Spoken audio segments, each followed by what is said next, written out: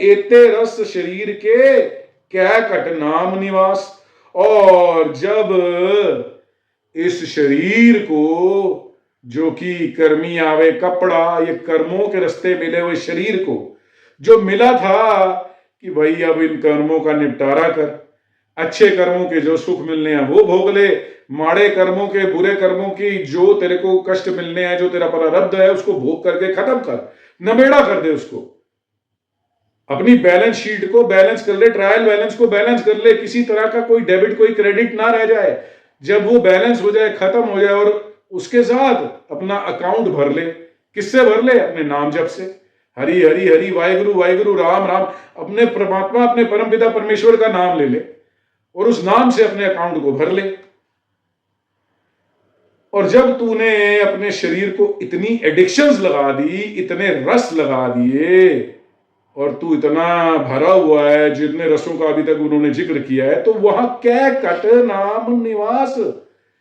फिर ये घट के अंदर, इस अंतर मन के अंदर जब इतनी एडिक्शंस ऑलरेडी बैठी हैं, तो नाम का निवास कैसे हो?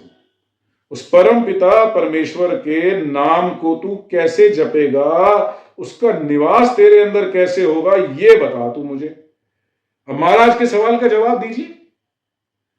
जब तक आप डी एडिक्शन नहीं करोगे, जब तक आप जिन रसों में आपकी आसक्ति हो रखी है उनको त्यागोगे नहीं, तब तक आप नाम के साथ साझ कैसे पाओगे? नाम के साथ वो प्रेम कैसे बनाओगे और अखंड नाम कैसे अपने अंदर चलाओगे? जब आपको हर वक्त कभी एक रस तो कभी दूसरा रस, कभी एक एडिक्शन तो कभी दूसरी एडिक्शन की तलब होती रहेगी, आप कैसे नाम में एकाग्रता कर पाओगे? ये गुरु नानक देव जी का सवाल है और इसका जवाब आप मुझे नहीं, खुद को दीजिए। और अब देखिए अपने अंदर झांक करके कौन सी एडिक्शन आपके अंदर नहीं है और कैसे आपके कर्म ऊंचे हैं, इसका जवाब खुद को दीजिए। मुझे नहीं चाहिए आपका जवाब, गुस्ताखी माफ। आगे महाराज कह रहे हैं, जित बोलिए पत पाइए सो बोलिया परवान। कहते हैं जिस बात को बोलने से, जिस बोल को बोलने से पत मिलती है, जिसको बोलने से हमारे को परमात्मा के दर पे आदर मिलता है, जो गुरु ग्रंथ साहब के हिसाब से बिल्कुल कसौटी पे सही उतरता है, सो बोलिया परवान। ऐसी बात बोलो, वही परवान होगी जिसको प्रभु की हजूरी में बोलने से पत मिले, इज्जत मिले। ये मत सोचो कि तुम अकेले में कुछ गलत कर्म कर रहे हो, तुम अकेले में किसी को प्रताड़ना कर रहे हो, किसी को गलत बोल रहे हो, कोई कुकर्म कर रहे हो, तो वो छुप जाएगा। सतगुरु जागता है देव, वो सब जगह देख रहा है, तुम्हारी एक एक हरकत परमात्मा की हाजिर नाजर उनके सामने हो रही है। तो इसलिए जो बोलना है, जो मुख से वाणी निकले, बहुत सुलझी हुई, बहुत सोची समझी हुई निकले। कुछ भी ऐसा गलत मत बोलो जिससे मत शर्मिंदा की वहीं साईं के दरबार, उस परमात्मा के दरबार में जाकर के शर्मिंदा ना होना पड़े। ऐसी बात बोलो जो परमात्मा के दरबार में पत मिले, तुम्हारे को इज्जत मिले। आगे महाराज कहते हैं, फिक्का बोल विकुचना सुन मूर्ख मन आ जान। यहीं पे वो बात आई जो मैं कह रहा था, सुन मूर्ख मन अजान। सारी बात अंतर मन से हो रही है। उदाहरण दुनिया लेना चाहती है तो ले ले, क्योंकि ये अध्यात्म है, अपने अंतर मन की बात है। सारी बात अंतर मन की हो रही है कि फिक्का बोल विकुचना, जो फिक्का बोलना है, नाम जप के बिना, गुरबाणी के बिना, सत्य के बिना, जितना भी आप बोल रहे हो सब फिक्का है, सब झूठ है, सब गलत है। जो भी आप बोल रहे हो एवरीथिंग इज रबिश। और ये जो रबिश है, जो ये फिक्का आप बोल रहे हो, इससे क्या है? फिक्का बोल विकुचना, इससे परमात्मा की जो याद है, जो प्रभु की याद है, वो धीरे धीरे बिसरती चली जाती है, वो खाली हो जाती है और आप विगुच्चे जाते हो, खुआर हो जाते हो, नष्ट हो जाते हो आप। क्योंकि जब याद ही नहीं रहेगी तो कौन उसके नाम को पुकारेगा? नाम को तो तब पुकारा जाता है ना जब आपको किसी की याद हो, और जहां याद ही खत्म हो गई फिक्का बोलने के कारण, तो फिर परमात्मा का नाम कहां से बोलोगे? तो परमात्मा का नाम नहीं बोल सकते आप, तो फिर सुन ले मूर्ख मन अजान, फिक्का मत बोल। ज्योतिष पावे से पले और की कहन बखान। और जो परमात्मा को भा जाती हैं वही बातें भली हैं, वही बातें अच्छी हैं, और जो ये बातें करते हैं वही परमात्मा को अच्छे लगते हैं, वही उसको भले लगते हैं, वही उसको चंगे लगते हैं। बाकी क्या कहेंगे और क्या बोलेंगे वो सब बातें तो व्यर्थ हैं। सिर्फ परमात्मा की सिफ्त सलाह वाली बातें, गुरबाणी का जाप, मूल मंत्र का जाप, वाहेगुरु वाहेगुरु नाम सिमरण, यही सच है, झूठ में नहीं उलझना। तिन मत तिन पत तिन तन पल्लै, जिन हृदय रया समाये।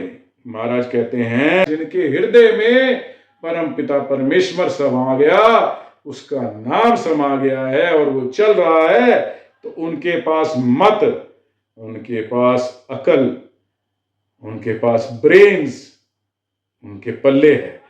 तिन पद, उनके पास इज्जत, रिस्पेक्ट, सेल्फ रिस्पेक्ट उनके पल्ले है। और तिन धन, और उनके पास हर तरह का धन पल्ले है, उनके अपने पास है। किनके? जिनके हृदय में वो परम पिता परमेश्वर समाया हुआ है। तिनका क्या सलाहना अवर सुवाल्यों का है। और तिनका क्या सलाहना, ऐसी पहुंची हुई ब्रह्म अवस्था वाले जिनके मन में प्रभु का नाम निरंतर चल रहा है, जो व्यर्थ का बोलते भी नहीं है, जो फिक्का नहीं बोलते। आप ध्यान दीजिए, ये एक पहचान भी महाराज ने दे दी है। अगर कोई सही मायने में संत है, अगर कोई सही मायने में साधु है, जो परमात्मा को छू भी पाया है ना, वो ज्यादा नहीं बोलेगा। बहुता बोलन चखण होए, विण बोले जाने सब सो। तो बहुता नहीं बोलेगा, वो बहुत नपातुला बोलेगा। और वो जो भी बोलेगा वो कहीं ना कहीं गुरबाणी के भाव रखता होगा, कहीं ना कहीं वाहेगुरु के नाम का भाव रखता होगा, और वो बात बहुत पहुंची हुई होगी। और आप यहां से पहचान सकते हो कि वो सही मायने में कोई पहुंचा हुआ संत है या कोई ढोंगी या पाखंडी। इसी तरह के रस में ग्रसित नहीं होगा, खाएगा जरूर मगर खाने में उसकी आसक्ति नहीं होगी। पेट भरने के लिए भोजन करेगा, यह नहीं कि उसको 36 तरह के व्यंजन चाहिए। बोलेगा जरूर मगर फिक्का नहीं,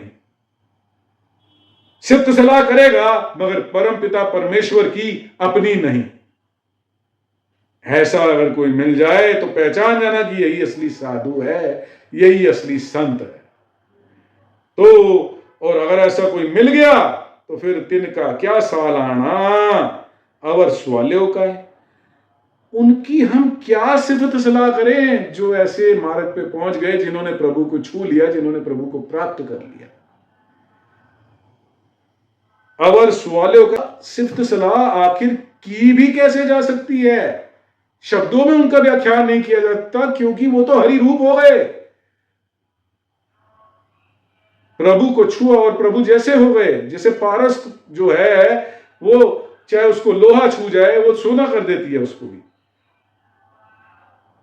प्रभु ऐसी पारस मणि है।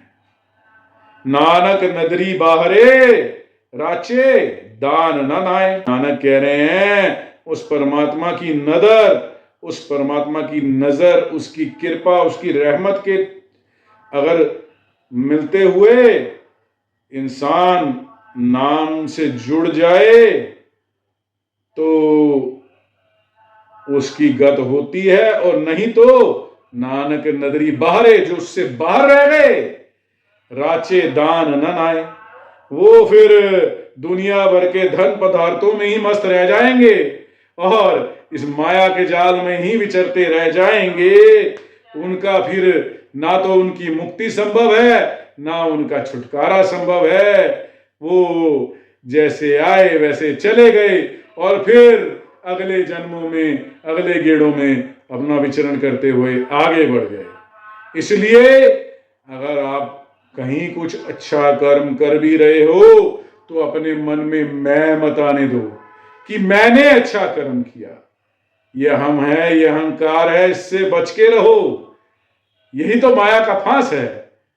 ये किया हुआ अच्छा कर्म भी क्षीण हो गया, खत्म हो गया अगर मैं आ गई तो। परमात्मा ने करवाया है, मैं तो एक निमित्त मात्र हूं। जहां ये मन में आ गया तो वो किया हुआ कर्म भी सुथाएं पड़ जाएगा। इसलिए साध संगत जी, एक बार फिर भूल चूक की माफी। वाहिगुरु जी का खालसा, वाहिगुरु जी की फतेह।